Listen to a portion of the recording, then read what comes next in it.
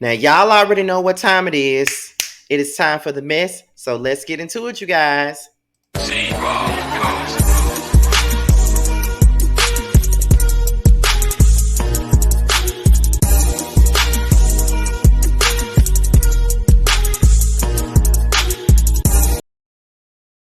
What's going on, you guys? It's be your boy Scotty by Nature TV, and we're here for a brand new episode of Yes for the Mess. And we're here to talk about a multitude of things. We're here to talk about a couple of things. This is not, a YFTM short. This is one of those real Yes for the Mess videos where we get into the business where we talk about everything at one time. Okay. Now, with that being said, before we get into today's tea, let's talk about what we got coming up on the channel. Now, be sure to tune in tonight at 9/8 Central for the Whether You Like It or Not special panel, where we'll be discussing the fashions from the Real Housewives of Atlanta season 14 reunion. Okay, we'll be talking about the fashions on all of the women. We will be discussing it, and not only will it be the main six, but we will also have our three guest panelists, and those guest panelists are Reggie Ortiz. Okay, not only Reggie Ortiz, but LTD27 and Layology. This will be a 9-persons panel. I know that's a lot of people, but we've had 9 people up here before, okay? Back when we first started doing Whether You Like It or Not panel, it was 9 of us. So we're going to do a 9-person panel while everybody gets to come up all at the same time and discuss this. We're going to start doing this almost every time there's a reunion. I'm not sure if anybody's interested in doing it for Bill Collective or not, but we will definitely be doing it every time there's a reunion, especially for the Bravo shows, okay? So be sure to tune in tonight at 9/8 Central. That's tonight at 9/8 Central time, y'all. Also on Friday night, tune in to the Boys Night Out panel, okay? We will be back for our 3rd episode of the season, and it will be at 9:30 p.m. Eastern time. That's 9:30 p.m. Josiah may not be in attendance because it's his boyfriend's birthday, so he may not be in attendance, but he did say he'll drop by. I'm not too sure about Jamar being in attendance either because he's still in Houston. However, I know for certain that me, Maddie, and T will be in attendance. It may be a 3-persons panel on Friday, but just know that we will still get through the panel regardless, okay? So with that being said, Boys Night Out, Friday night at 9:30 p.m. Eastern time. If anything changes, you will know about it. All right. So with that being said, that's really all that we got coming up. But I want to do one more thing. Stay on the lookout for my Murder Inc. story video. I have not seen the show yet, and I probably won't be seeing the show until after the panel is over with. So you will be getting that Murder Inc. documentary video tomorrow. Okay, those will be one of the videos you get on Thursday is the Murder Inc. story video. Be on the lookout for that as well. All right, so with that being said, y'all, let's go ahead and we're going to get right on into the mess. And we're going to start this thing off with Chris Rock. That's what we're going to start off with. We're going to start off with Chris Rock, y'all. Now, apparently there's 2 stories going around about Chris Rock, but we're going to start off with the first story because, Chris Rock has been in the blogs. He's been in the news for the last couple of weeks after getting, his block knocked off at the Oscars by Will Smith. So he's been in the blogs, child. He's been in there. So now he's in the blogs. For the first thing is months after the slap, he has said that he has turned down hosting the Oscars for the next year.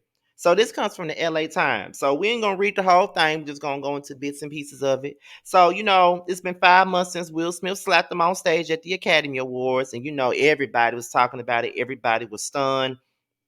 And now Chris Rock has delivered another sort of slapback at the Oscars.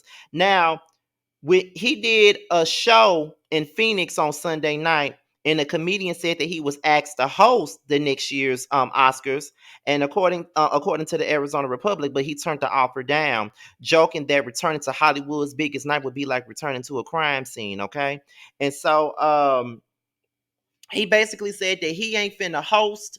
He basically saying that they already offered him the shot to host the Oscars again next year already, but he didn't already say, look, I ain't got time. I'm not going back up there. Y'all ain't finna let me get my ass slapped again. I'm not going up there because it's just like I just got shot up and I'm going back to the scene of the crime. Like, that's it. So, I mean, I don't know. I mean, if I was Chris Brown, me personally, because I don't really care about shit like that. Like, I mean, you could slap the shit out of me and they ain't gonna stop me from hosting shit. I'm still gonna do what I gotta do. Because I know there's probably plenty of people out there that want to slap the hell out of me when they watch my shit. So with that being said, if you're gonna slap the hell out of me, okay, good job. But at the end of the day, that's not gonna stop me from getting my bag. You know what I'm saying? So that's just where I'm at with that part. You know what I mean? But I can't tell nobody how they supposed to react to getting their ass slapped. You know what I'm saying? So with that being said, that may be a good call for Chris Brown. You know, he don't want to be on that stage and be reminded of getting slapped all over again on that stage. You know what I'm saying? So you know what? If he don't want to host the Oscars, that's fine. You know what I mean? So, but you know, he shouldn't be too scared to host the Oscars. I mean, Will Smith is banned from the damn Oscars at this particular point. So if he want to go up there, if it's a safety issue for him, he can go on up there and do his thug thizzle. But I'm guessing it's not really a safety issue. He just don't want to do it. And can't nobody be mad with him about it. Now we coming back to Chris Brown again. Now, why do I keep calling this man Chris Brown? We coming back to Chris Rock again. Now we back at Chris Rock one more time, and it's because he got called out. Okay, now in this same comedy show that we're talking about, Nicole Brown's sister, who was married to OJ Simpson, she called Chris Rock out for the joke that he made. Now, this comes from TMZ. Now Chris Rock was invoking the late Nicole Brown Simpson and didn't land with the public, and is definitely not landing with her family either, because he's getting dragged by them. Now, Tanya Brown, Nicole's sister, told TMZ that Chris Rock's crack wasn't just unfunny. It literally didn't make any sense. She says equating getting slapped at the Oscars to a gruesome double homicide is apples to oranges, so she thinks it's lacking in logic and a basic connection. With that being said, Tanya tells us his attempt at humor was distasteful to say the least, and offensive to the extended family, especially since she believes it was totally um uh shit. This is where I don't know how to pronounce the word, but I'm gonna move on. What TS wants, Chris, and anyone else who might want to invoke Nicole's death in their bid to know this. There are still surviving family members who are still dealing with her loss till this day. And this type of stuff hits close to home and hurts people. Tanya says that she thinks that Chris could have used another analogy to make his point and didn't have to punch down to something that doesn't even relate. Coming off as tacky as a result. She blames comedians. She believes that comedians should be held accountable for what they say, including Chris. But one could argue that's what's happening right now. Chris Rock is certainly being called out by a lot of people online who also thought that the joke was cringeworthy. Some are so outraged by him name dropping Nicole and likening her tragic situation to his that a select few are even suggested that maybe he deserved getting smacked by Will Smith. Remember, he said him going back to the Oscars would be like NBS going back to the restaurant that she was epic for being, killed to get her eyeglasses. Tanya isn't going that far, but she does agree this was a complete misfire on his end. You know what? It's really funny to me, and I have to say this. It's really funny to me because at the beginning of the year, when everybody was going in on Will Smith, okay, for flat out smacking Chris Brown and Chris Rock in the face. Everybody was so damn mad about it. But now that he done said something about a white woman, now everybody want to be up in arms about it and say, oh, maybe he deserved that slap. No, keep the same energy. Keep the same energy. When Will Smith went up there and did what he did, because he was defending his damn wife, everybody was mad about it. Everybody was saying whoever goes up for this, they ghetto, they this, they that, all of that other crazy stuff all that damn shit that y'all love to do. Some of y'all love to do when it come down to shit like this. Y'all was ready to write the man off and call him ghetto and hood, and you don't do this at the Oscars, all this other stuff. But then Chris Brown offends a white woman and her family and all of this other stuff. Now everybody's up in arms, and now they saying, oh, maybe he deserved that slap from Will. Well, Will is still banned from the Oscars, and some people still ain't looking at Will the same. So it was a little too late to say what he did was possibly right. However, when it comes down to Chris Rock, he tends to go too far, and that is why he got slapped to begin with. Okay.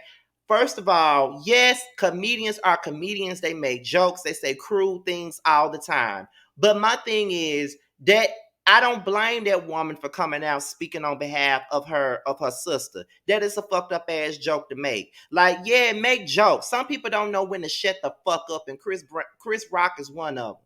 He don't know, and I never found him to be funny. He always saying some dumb shit all the time. I've always felt that way. I always felt that way. Like, don't get me wrong, I've always felt that way about Chris Rock. Always. Never found him funny. But my thing about the matter is this right here. I'm not mad at her for speaking out on it. What I'm saying is now some of y'all talking some, oh, he may have deserved it, child. He may have deserved it. But earlier this year, y'all wasn't having that same tune. Like, y'all was ready to condemn Will Smith for what he did, but now that he said something about a white woman, now everybody up in arms and saying maybe he deserved to get slapped. Also, now he deserves to get slapped because he said something about a white woman. Okay.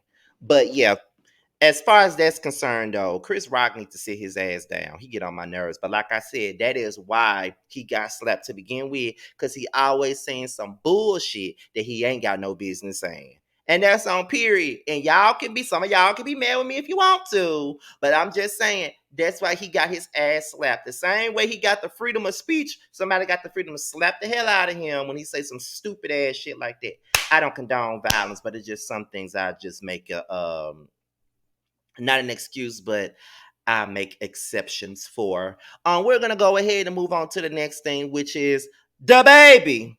Okay, we're gonna move on to the baby. You know, I ain't talked about the baby in a long damn time now. Now, apparently, he had a show in New Orleans, and and he got canceled because the show got canceled because he had low ticket sales. Now, this coming from the New York Post. Now, they said that the controversial rapper will no longer be performing at the Smoothie King Arena in New Orleans on Friday because he had low ticket sales. Now, Ticketmaster's listing for the concert was deactivated on Tuesday and now reads, unfortunately, the event organizer has had to cancel your event.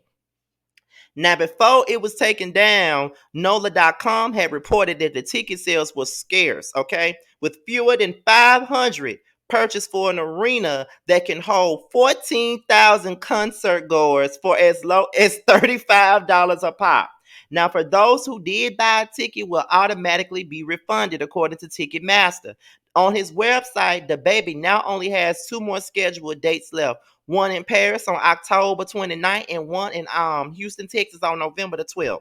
The Post has reached out to representatives for the baby for comment. The baby has an extensive background of problematic behavior, including making homophobic and misogynistic comments at the 2021 Rolling Loud Miami Festival. Okay. I ain't gonna repeat what he said because we already went on it. He made those comments and he doubled down on them and all that stuff. His original remarks got him removed from other festivals, and even radio stations even stopped playing certain records and remixes that he was a part of.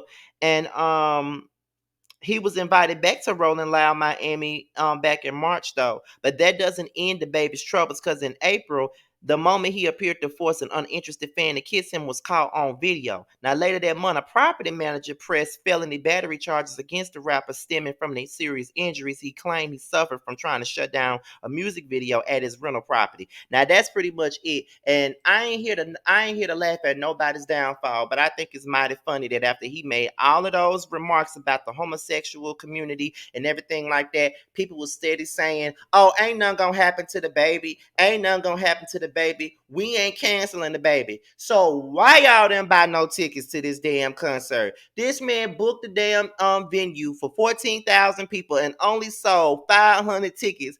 That is atrocious. That is tragic. And on top of that, the tickets were number $35. You mean to tell me you could not sell out an arena and you selling tickets for $35? Really?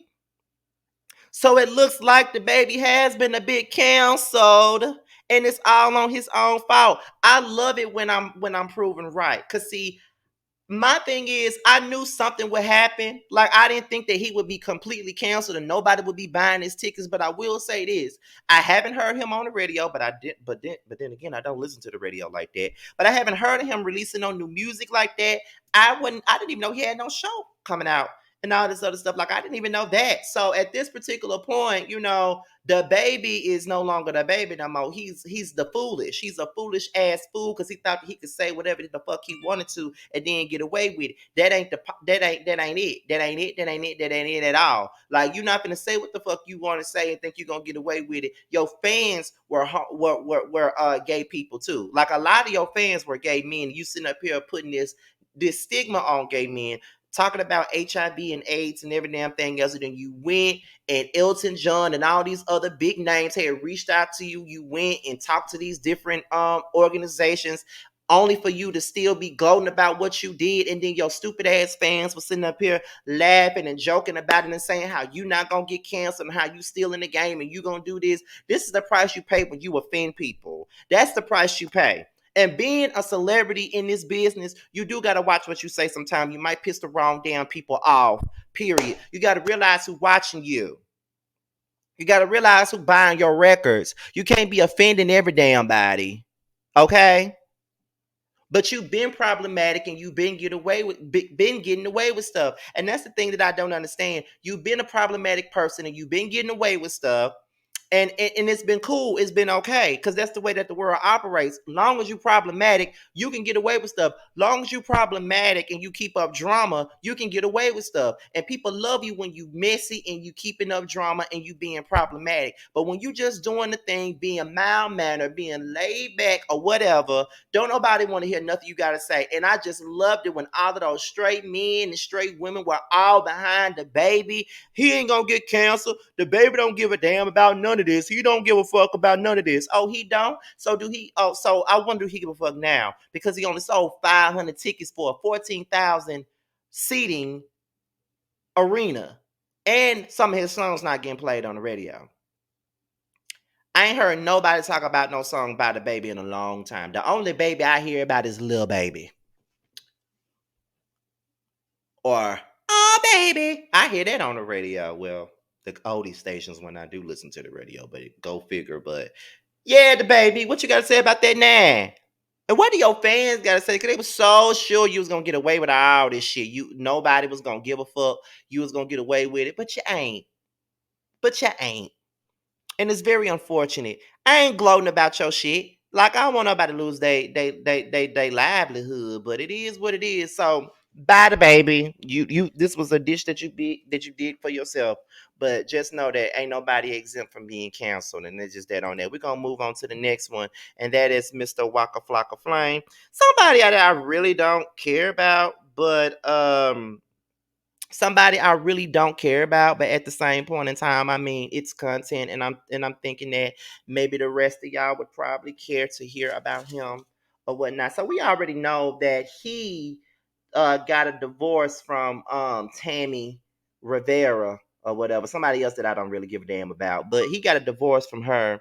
And I guess at this particular point, he's trying to take accountability for what happened because from what I've noticed, Tammy has not spoken negatively about him since they hold on.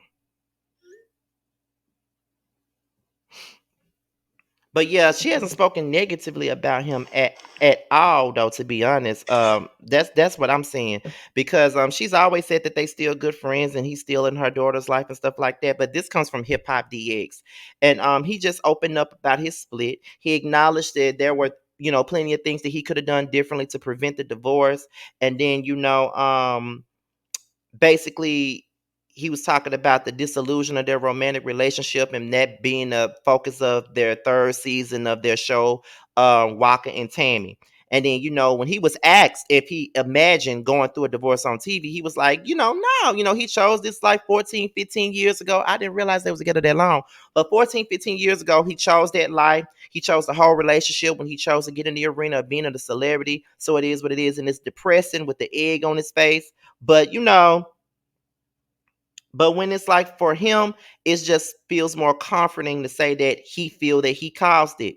And he said that's him being a bigger man. And that's not him saying that that's the reason why he split, because that's not the reason. There's no reason. That cheating stuff that happened 8 years ago. The reason that they split was there's no reason. You don't even know what the reason is. It was just a mutual feeling. And it's been like 2 years since the breakup. And Walker and Rivera have adjusted to being co-parents and being friends, and it's still fresh in the season 3 debut, which premiered on August the 18th. And, at the beginning, Walker and his friend was getting groceries and stuff like that and talking about the domestic situation, appears to smack him in the face and stuff like that. So it's just like, he say he's evolved and found himself, and he has all these business endeavors, and he's raising his daughter Charlie and all of this other stuff. So basically, there ain't really nothing to say. He just, in so many words, he just acknowledges the fact that he played a part in the marriage dissolving. Like, he's saying it ain't been no cheating in 8 years, but it's just that thing where they came to the end of the road. And honestly, sometimes that happens. I mean, a lot of the times when these celebrities break up, the first thing that we say is, well, who cheated on who? Because I know I say that. I ain't gonna lie, because, celebrity relationships are tricky. Like, you never really know what really caused the breakups and things of that nature. That's the first thing you think of, is somebody cheating on somebody. Like, that's the first thing you think of. But he said this was a mutual party. It wasn't nothing like that.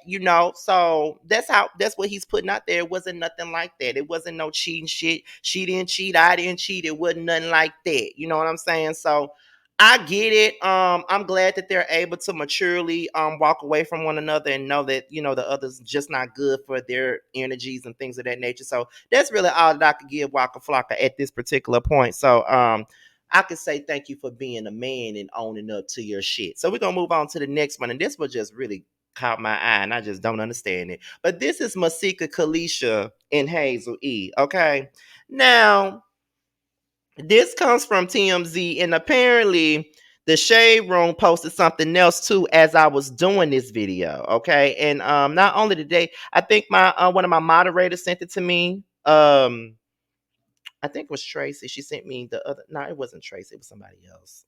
One of my subscribers. So basically, what was said was, it came out to TMZ that Masika Kalysha is taking Hazel E and Zeus to court, claiming she was attacked after a sit down didn't go according to plan, and the network aired the incident over her objections. Okay, now basically what she's talking about is what happened 2 years ago when her and Hazel E sat down for the conversation on the Zeus network. Because remember, I did videos about it, recapping it.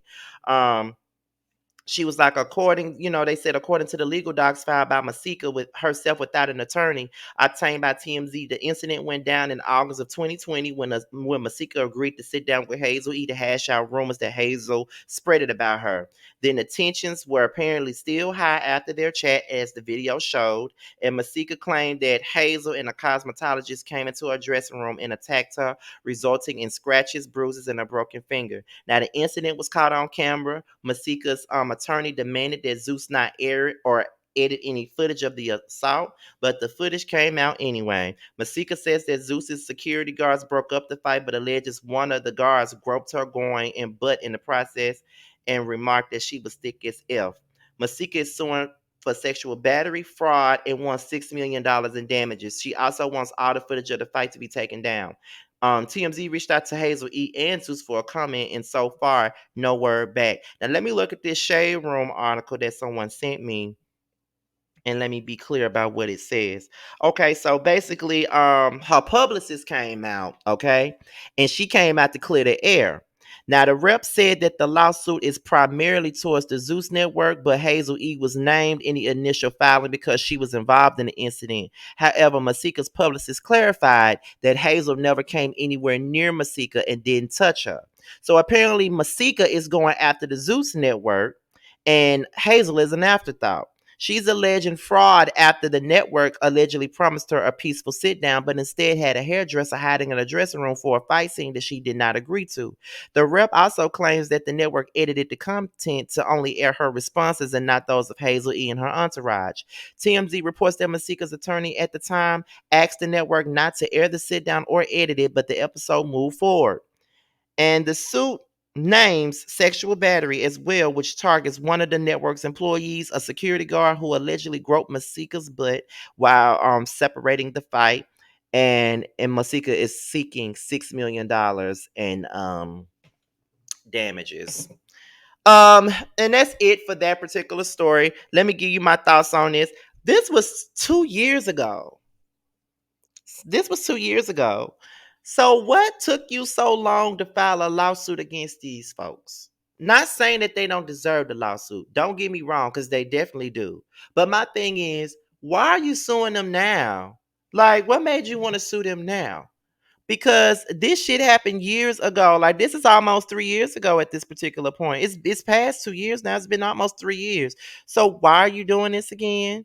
Like, why are you suing them now? Like, why? Why are you suing them now? And then if you already signed a contract with Zeus, you really can't make them not air certain things. But then again, if you got a decent lawyer, they can do that. But my thing is, I thought that Masika was the aggressor in this situation because I mean she was the first one to pop off, but then again she said it was edited to make her look like she was the one to pop off and that it was all her, not telling what the hell, Hazel said or what she did. They was only focused on her and what she said and did. So, but her suing her for $6 million is laughable to me because I don't Venmo believe she gonna get $6 million out of anything. She might get maybe 300,000, maybe, but I don't see $6 million. I don't. It's more to it than a fight. She said she was groped and every damn thing else. And I'm not even denying that she may have been groped because these men are ridiculous. Because even when I was at the airport in Houston going back home, I just felt weird because it's like this dude was just, they gotta check you and they gotta do this, but it just felt like he was rubbing me all in the wrong places, and I just was like, dude, like, stop. I know it's sitting there, but you ain't got to do all that. Like, it felt like you're trying to grab it or something. Like, get your ass on. You know what I'm saying? So, I don't know what's going to come of this. I don't know what Masika looking for from this because I'm surprised that she even did this 2 years later. It may not matter when she did it, but I mean, girl, I don't know. But Masika does a lot of weird shit these days.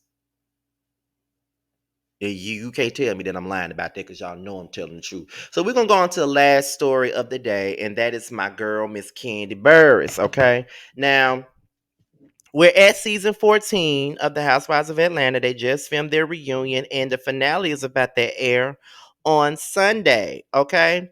Now, there has been some talks about Kandi possibly leaving the Housewives of Atlanta this season, and people have been rallying for a Phaedra Parks return, which I don't understand why. And a lot of people's beef with Kandi is that she's quote unquote boring. That's what everybody's beef is with her. So, according to People magazine, Kandi was basically saying, well, first of all, they first asked her how did she feel about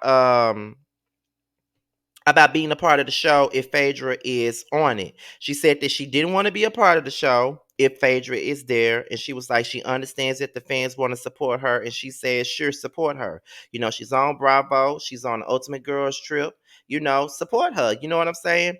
And we already know that Phaedra was let go after season 9 because of the rumors that she spread about Kandi and her husband planning to do something foul to Portia and Shamia and all of this other stuff. And, Kandi and Todd have vehemently denied those claims. You know what I'm saying? So at this particular point, at this point, Phaedra was asked about the situation on the Ultimate Girls Trip, and she said that there was some BS. And there are two sides to every story. However, she never really elaborated on why she got fired. That's because she's a liar.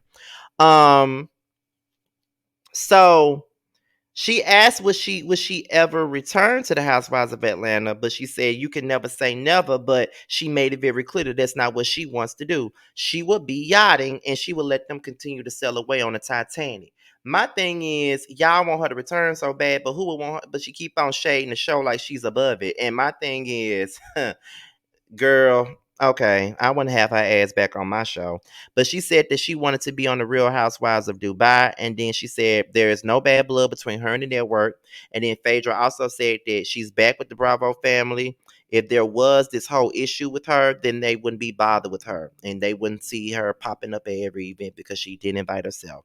As for Kandi, despite fan speculation that she might be exiting the Real Housewives of Atlanta after this season, she tells People magazine that she's not sweating whether there will be a Real Housewives of Atlanta peach in her hand in the future or not. Now, Um, she said she don't really think about it.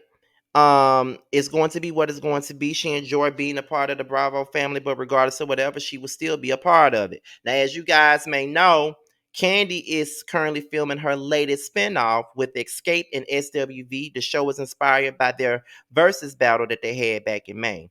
And she said, for everybody who speculates if they're going to see me on Bravo, they're going to see me on Bravo either way, one way or another. I'll be there. Okay. So that was pretty much the gist of Kandi Burruss on whether or not she would be exiting the Real Housewives of Atlanta or not. Now, let me tell you what I heard and what I read. Now, I was on LSA. Let's just say that I was on LSA and I did not go to the net famous section. I don't feel like seeing shit about me over there right now.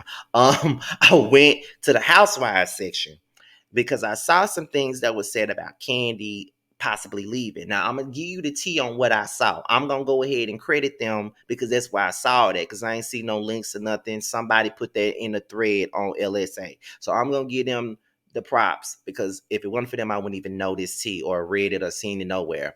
From what someone said on LSA, because there was, and this is all speculation, I don't know how true this is. Like I said, I saw it on LSA. Um, it's rumored that Kandi will have her peach for season 15, but she's taking a pay cut as a reduced role so she can be able to venture off and do other projects. We know that she got the Escape show coming back. Well, the Escape and SWV show coming, which is produced by Mona Scott. We know she got that. There's a rumor that there will be a talk show for her on Bravo. We do know that when she was on to speak on it, she did allude to something that her and DJ A1 had something big coming. So who knows? That might be that. And there's a possibility that Kandi and the Gang was renewed for a second season. I don't know, but we'll see. That's what we heard. They say she can hold a peach, but she'll be taking like a back seat. Like she'll still be holding a peach, but she would be able, it was going to be in a reduced role and she'll be taking a pay cut so she can do other things outside of the show. I don't see nothing wrong with that. She can take the reduced role and still hold a peach, but yet still get money elsewhere. I don't see nothing wrong with that. And my thing is, the reason why I go up for Kandi the way that I do, not only is because she's my favorite, not only because she was a part of my favorite girl group, Escape, and she was my favorite in that group too. But I just admire her hustle. You know what I mean? And people like to hate on her and give her this grief because she's quote unquote boring. Listen, it be funny that the main people y'all call boring and shit be the main ones with the most notoriety. Everybody knows them. They got a bigger following than everybody. Kandi got the biggest social media following on the Housewives of Atlanta, with Portia following her at second place. Nene following as a third place person. Kandi got more followers than everybody on that damn show. Okay, not that that means anything, but that's something. Like people have called me boring, but yet here I am. You know what I'm saying? So a lot of the times we call motherfuckers boring and shit, but they making all the business moves. They the ones that have everything going on. Like this girl got all these different shows. She's acting, she's doing the Broadway stuff. Not only that, she got restaurants, whatever we think about them don't matter, but she got them. Okay? She got product placements. She got everything. So if that's boring, bitch, I want to be boring. Okay? Like, you know, period. Like all y'all want to do, like everybody on these shows does not have to be completely ratchet or like what's all rah-rah and shit. Everybody ain't got to do that. Like, you do need a laid back, chill person to really balance this whole thing out. You know what I mean? So that's what I think. And if Kandi leaves to Housewives of Atlanta, at least she'll be leaving on a high note. She won't be leaving on a low note like Phaedra did, but she'll be leaving on a high the same way Portia left on a high, if you want to call that a high. You know what I'm saying? So I listen. All love to Kandi. I love me some Kandi. Period. Okay, y'all already know this. Been Team Kandi all the way. But y'all, that's pretty much it, y'all.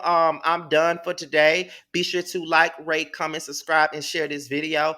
Also, be sure to click on the notification bell so you can be notified whenever another video drops. If you want to follow me on any form of social media, my Twitter, my Instagram, and my TikTok will be down in the description box below. With that being said, you guys, I'm out of here. Like I said, look out for the Whether You Like It or Not panel once again tonight so we can talk about the fashions. And I am out of here. Until the next video, I will holler at you guys another time. Bye, y'all.